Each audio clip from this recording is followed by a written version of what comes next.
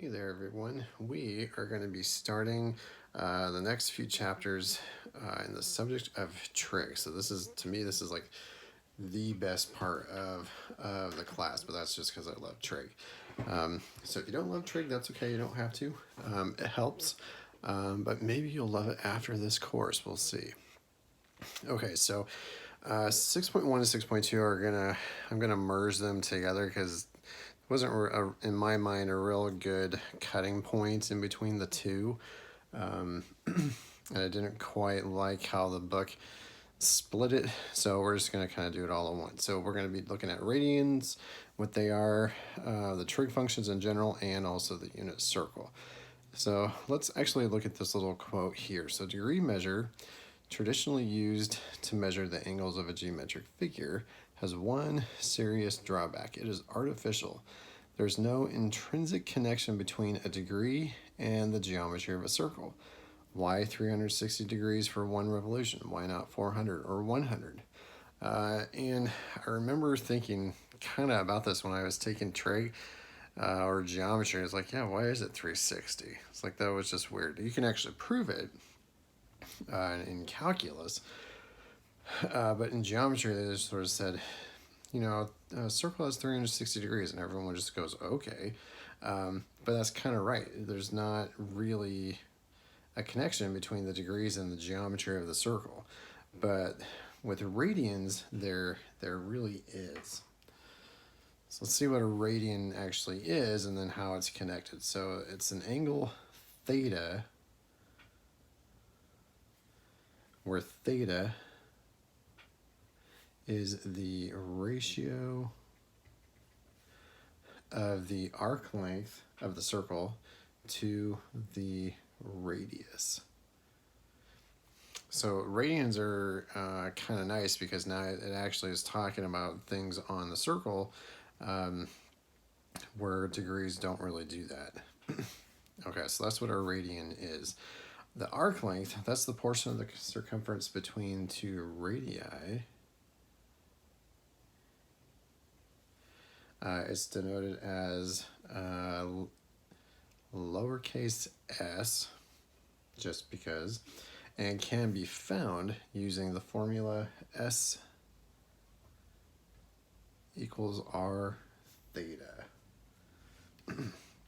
Okay, so if we've got our circle,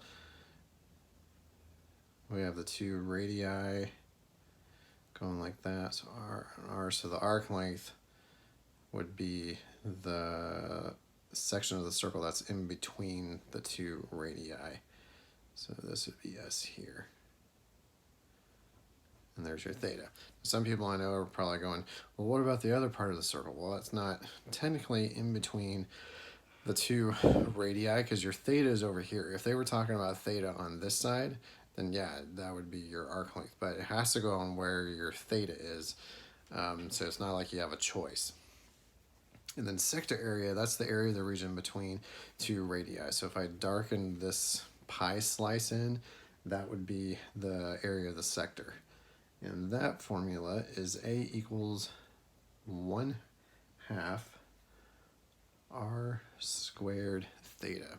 And for both of these formulas, it's really important for your theta. Theta is in radians. So if you're in degrees, you're going to have to convert it. Okay, so let's go ahead and try a couple of examples with these two things. So S is arc length, R the radius, theta the angle, and A is the area of the sector. Find the missing quantity. So part A, we have the radius and the angle. We need the arc length and the sector area. Okay, so let's just follow your formula. Okay, so your radius is 8. Theta is already in radians, so you don't have to do anything to convert it. It's just use it. And so it's 16. And the arc length is going to have the same units as the radius. So 16 meters. All right, moving on to sector area.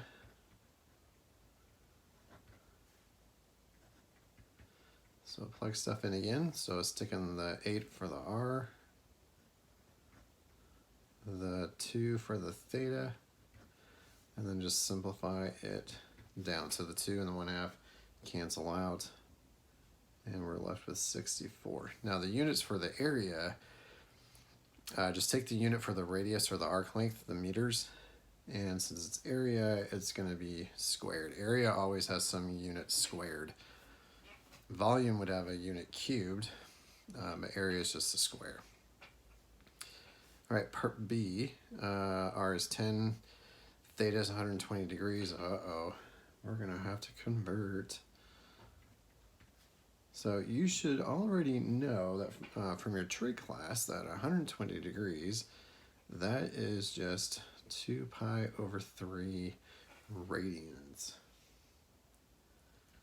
All right, so then just plug everything into the formulas again. So R is 10,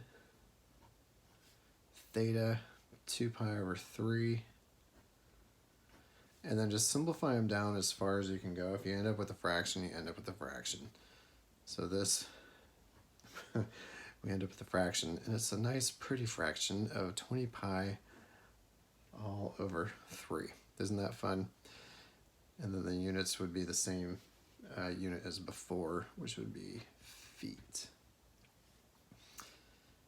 Okay, sector area, 1/2 times 10 squared.